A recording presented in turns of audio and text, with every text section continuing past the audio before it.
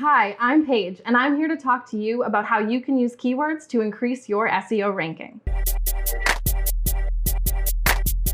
Search engine optimization is the strategy aimed at increasing traffic to your website using the organic search results that your customers see when they're searching for business products or services.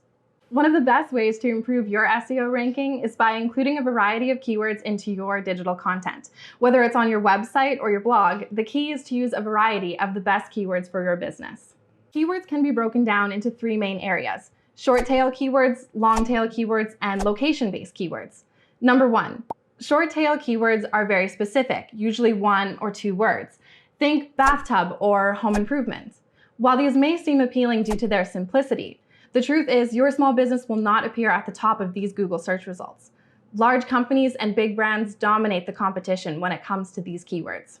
Number 2, long tail keywords are less common than short tail keywords, but they're more specific to your business's online content. By using a variety of these keywords, you'll attract customers who are searching for any combination of these keywords in a Google search. For example, if you own a pizza restaurant known for its family-friendly atmosphere or its gluten-free pizza crust, you'll want to use these words in your digital content.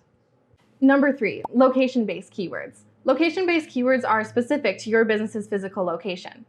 For example, if you own a French bakery in Charlotte, North Carolina, you'll want to use those keywords in your digital content.